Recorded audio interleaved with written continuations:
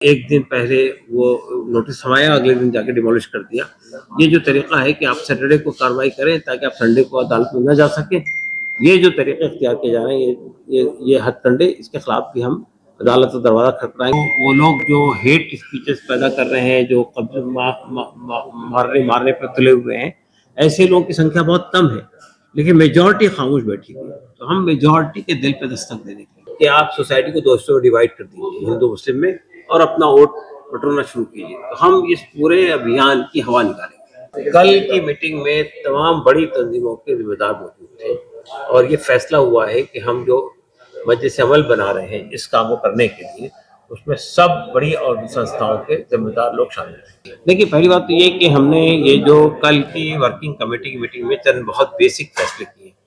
उसमें एक फैसला ये है कि पिछले 10 साल से एक पर्टिकुलर कम्युनिटी को टारगेट किया जा रहा है, मुसलमानों को। उनकी जान माल पे हमले हो रहे हैं, उनकी इज्जत आबरू पे हमले हो रहे हैं, उनके खिलाफ हेट स्पीचेस दी जा रही है, उनकी मसाजिद को डिमोलिश किया जा रहा है, उनके मदरसों पे कब्जे हो रहे हैं, उनकी कब्रिस्तानों को पे कब्जे किए जा रहे हैं, उन पर यूसीसी को थोपा जा रहा है, उनको वंदे मातरम पढ़ना कंपल्सरी किया जा रहा है। इन सब चीज़ों को लेकर हमने फैसला किया कि हम इसके खिलाफ देशव्यापी अभियान छेड़ेंगे। ये अभियान पूरे देश में चलेगा। हम हर बड़े शहर में जाएंगे और वो चाहे यात्रा की शक्ल हो, चाहे कन्वेंशन की शक्ल हो, ये पूरे देश के अंदर ये अभियान चला जाएगा। इसके लिए कमेटी बनाई है बोर्ड ने और कमेटी प्रोग्राम तैयार कर रही है।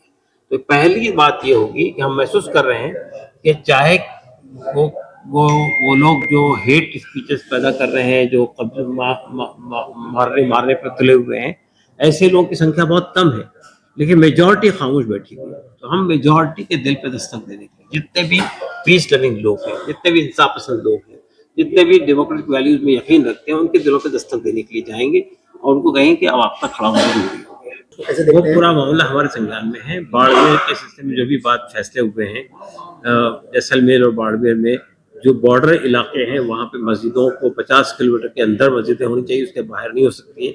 इस तरह के फैसले आ रहे हैं, सब फैसले गलत थे। पिछले 75 साल से कोई पूरा इलाके में पीस है, कोई डिस्टर्बेंस नहीं है, तो इसको खामख्वा जो है एक इशू बनाया जा रहा है। तो हम या जिस तरह से मस्जिदों को, जैसा कि आपने बताया कि एक दिन पहले वो नोटिस थमाया, अगले दिन जाके डिमोलिश कर दिया। ये जो तरीका है कि आप सैटरडे को कार्रवाई करें ताकि आप संडे को अदालत में न जा सकें, ये जो तरीके इख्तियार किए जा रहे हैं, ये हथकंडे, इसके खिलाफ भी हम अदालत का दरवाजा खटखटाएंगे कि भाई ऐसी ऐसी चीज़ों पर रोक लगनी चाहिए। अगर आपको नोटिस देना है तो प्रॉपर नोटिस दीजिए, उसके बाद टाइम दीजिए लोगों को अदालत में जाने का, तब जाकर, यानी अगर अदालत का फैसला अगर आपके खिलाफ होता तो आपको रुक जाना चाहिए। नहीं, उसका इलाज यही है जो मैंने बताया ना, हम देशव्यापी अभियान छेड़ेंगे, हम पब्लिक को खड़ा करेंगे खिलाफ। ये जो इन्होंने माहौल तैयार किया है कि आप सोसाइटी को दो हिस्सों में डिवाइड कर दीजिए, हिंदू मुस्लिम में, और अपना वोट बटोरना शुरू कीजिए। तो हम इस पूरे अभियान की हवा निकालेंगे।